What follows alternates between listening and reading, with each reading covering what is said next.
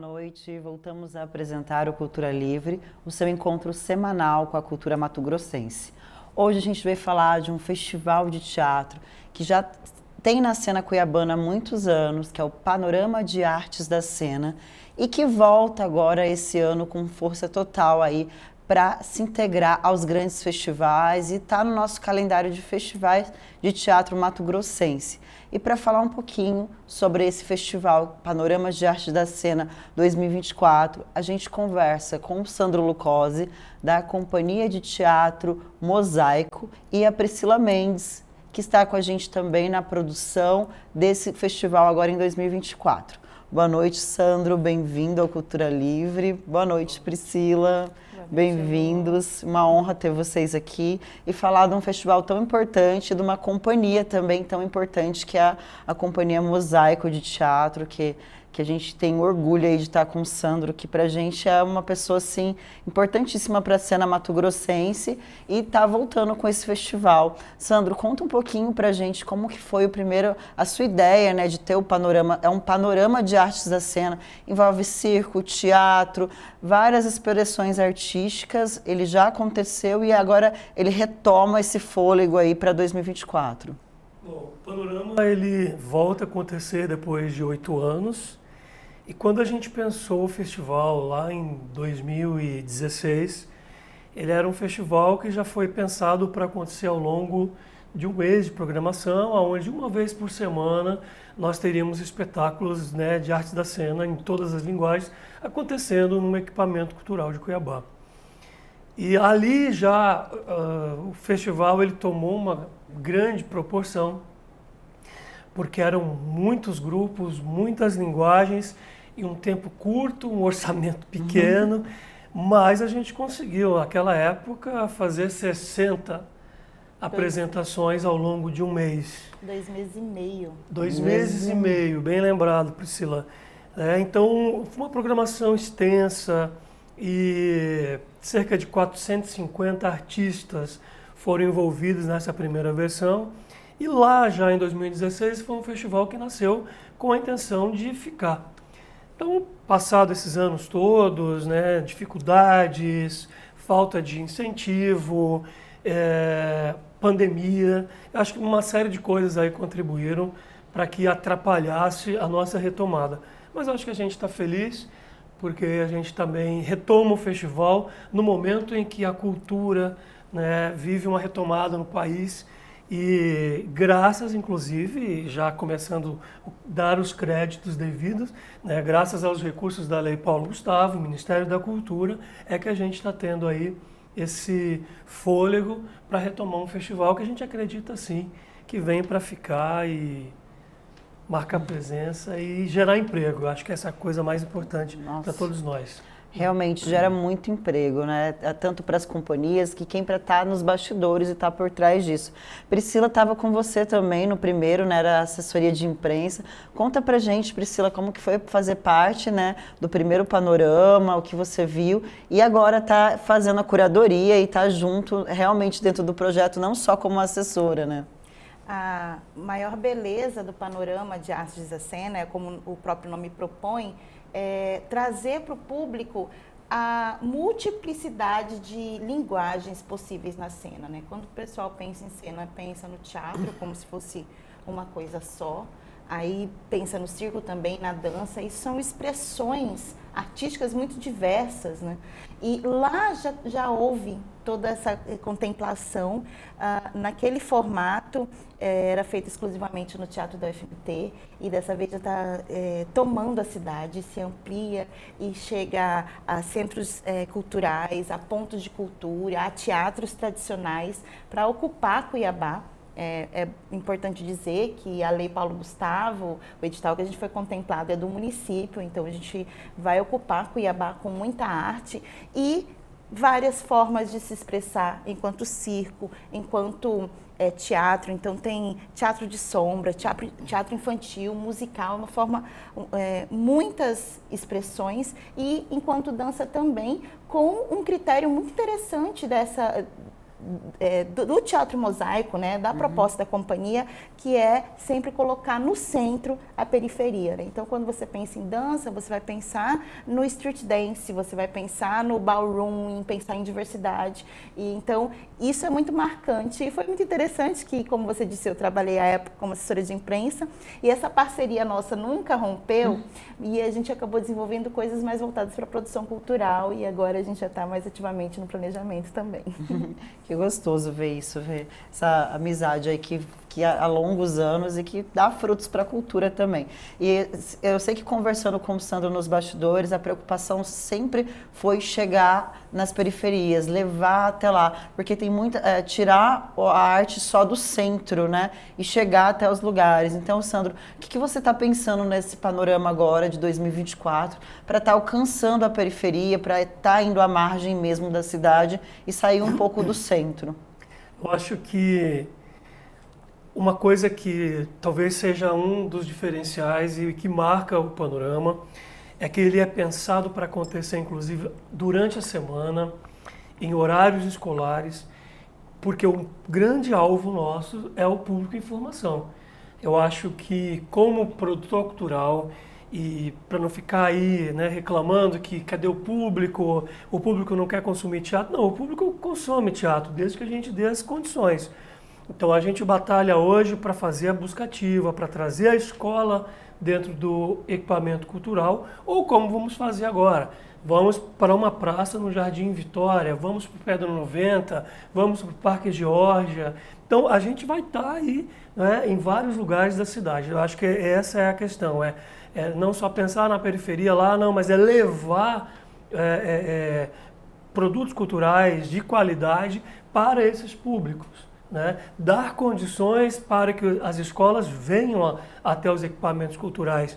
E já fica aqui meu apelo, né, para que o poder público, né, entenda a dimensão, a importância da gente, porque se dependermos de nós vamos fazer 6 meses de festival. Isso significa muitos trabalhadores da cultura empregados, trabalhando, inclusive trabalhando durante a semana, que é quando a gente tem menos espetáculos culturais acontecendo, porque geralmente o artista trabalha de sexta a domingo, então a gente joga aí o espetáculo para acontecer numa segunda e terça e vamos embora, empregar. Eu acho que a minha questão aí é isso, trazer o público, fazer a busca ativa e gerar emprego para a galera da cultura.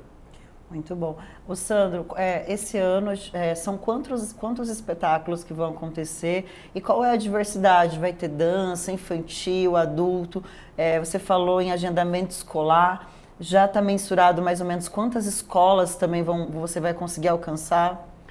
A gente não consegue ainda mensurar porque as escolas estão, né, procurando a gente agora e nós estamos buscando as escolas, mas a gente fala de um mínimo de 24 atrações, né, ao longo do mês de setembro. E sempre alguém está procurando a gente, mas enfim, tem uma curadoria que já aprovou 24 espetáculos para acontecer na nossa programação e das mais diversas faixas etárias. Então tem o espetáculo infantil, para educação infantil, tem o infanto juvenil e espetáculo de classificação livre e vários, né, a grande maioria espetáculos adultos, porque eu acho que já vale aqui uma reflexão, a grande maioria da nossa produção hoje local em Cuiabá são espetáculos adultos, mas a gente traz espetáculos infantis para contemplar também o público infantil.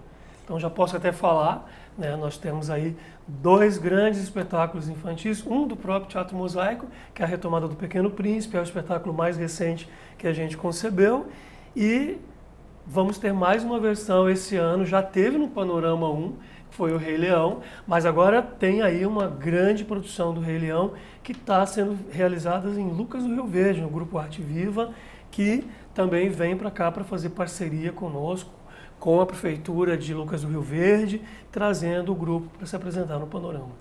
Muito bom. Palhaçando também do Tibanaré. Palhaçando do Tibanaré, vai inclusive percorrer os bairros. O Jardim Vitória, vai para o Jardim Vitória.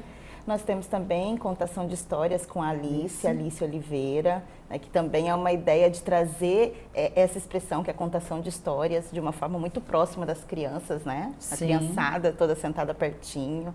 Vai ter teatro de sombras para criança, então... Grupo Penumbra. Um grupo, né? Penumbra. Então, tem sim uma ideia de chegar nas crianças. E, como ele disse, espetáculos também em horários diurnos, não necessariamente para crianças, mas para jovens, para o agendamento escolar.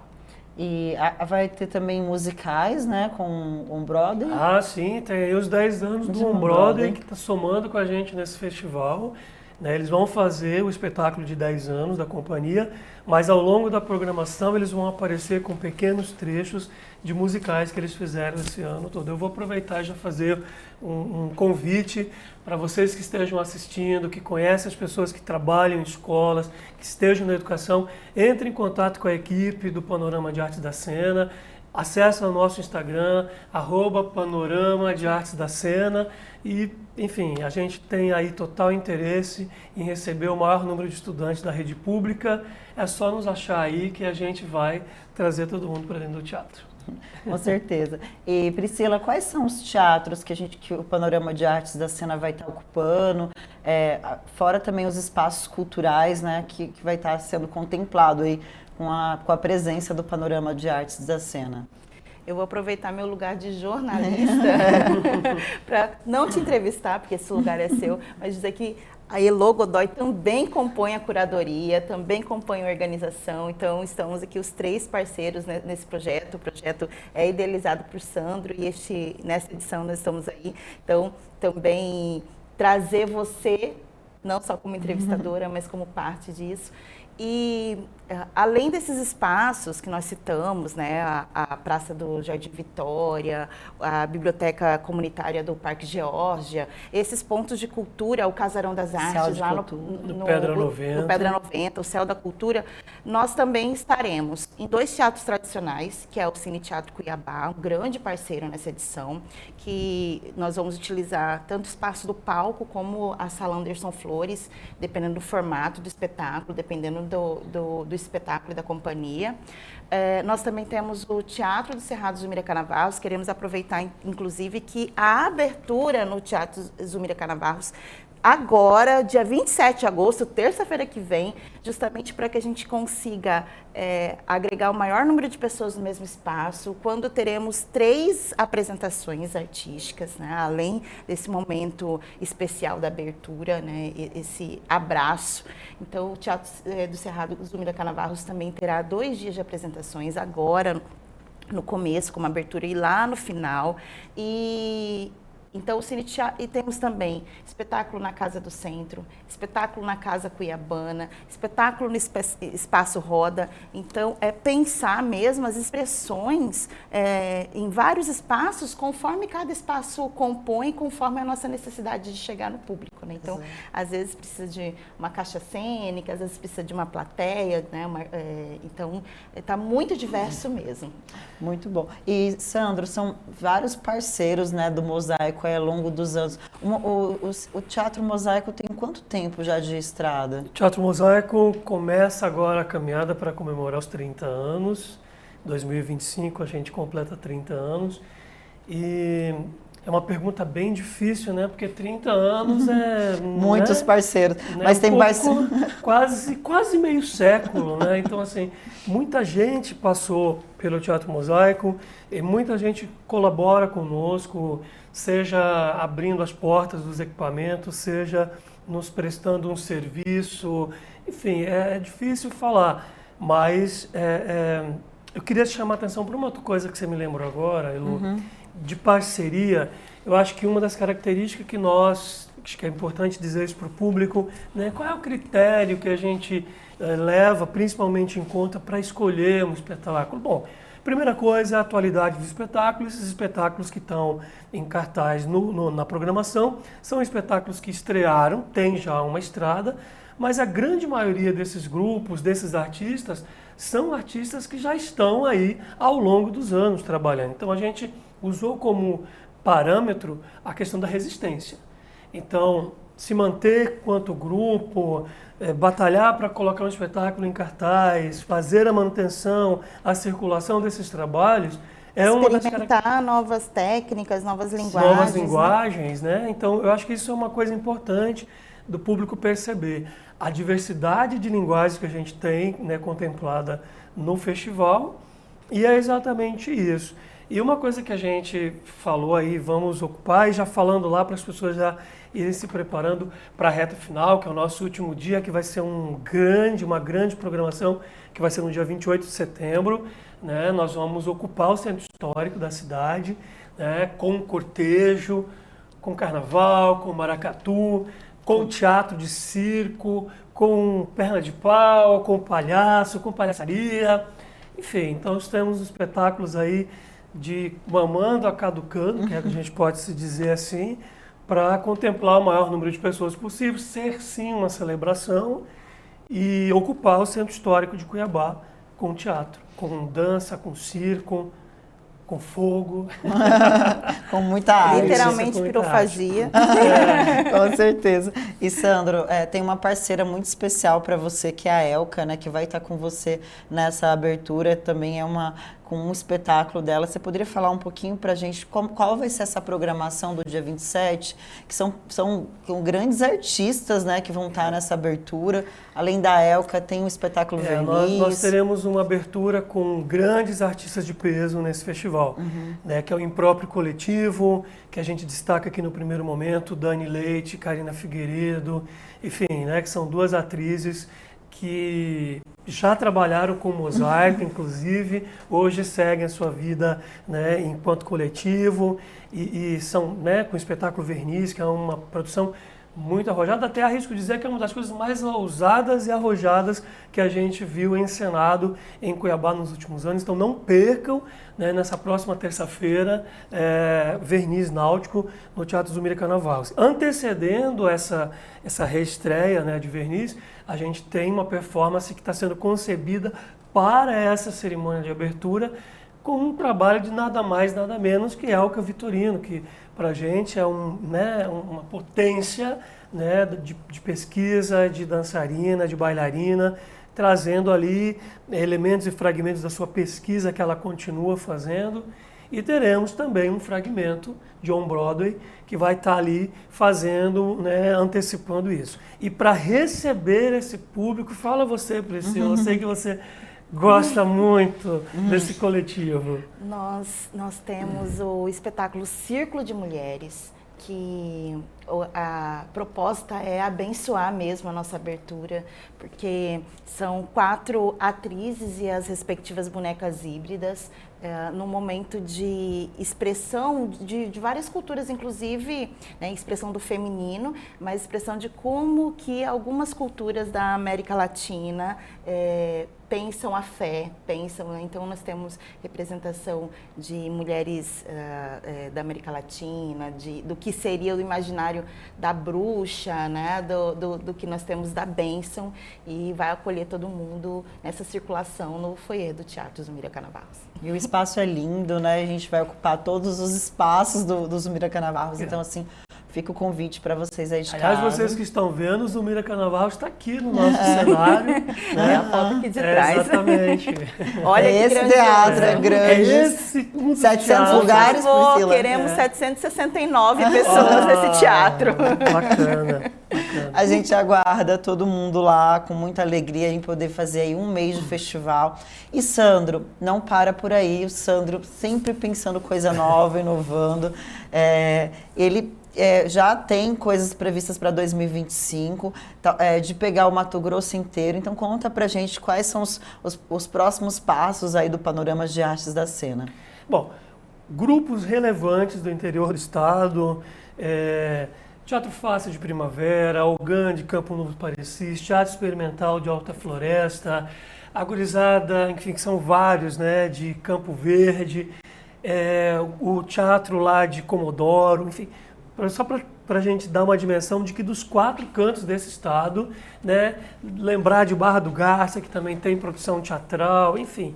Então, todos esses grupos, nós já estamos de olho nesses grupos, mapeamos já essas produções, elas só não estão nesse esse ano porque a gente não conseguiu recurso a tempo, mas a gente vai sim fazer já a edição número 3 do Panorama de Artes da Cena, já contemplando aí os grupos, né, e os melhores espetáculos do interior do estado de Mato Grosso. É isso, aguardem, vocês gravem bem o Panorama de Arte da Cena, veio para ficar, marcar, e é exatamente isso que o Sandro sempre quis, trazer esse panorama que tá dando, né, tudo que tem de arte, performance, música, dança, então várias expressões, então não percam, sigam as redes sociais, Panorama de Artes da Cena, e venham curtir aí, vai ser um mês de muita arte, muita música, muita diversão, e muita celebração também, celebrar junto essa cultura, que é a nossa cultura, que é a nossa identidade.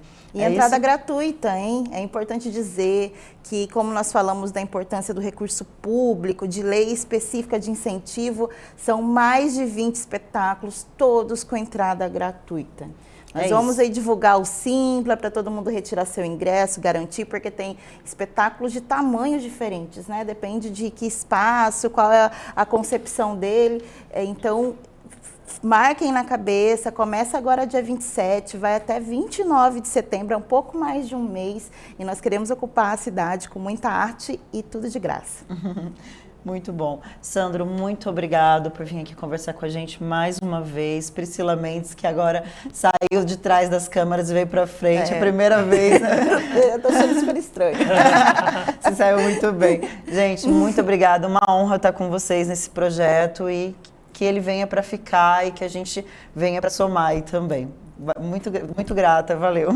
Bom, eu vou terminar agradecendo e dizendo a vocês que estão em casa, estejam conosco na edição do Panorama de Artes da Cena. Valeu. Beijo, teatro. Beijo, teatro. Que bom, até mais.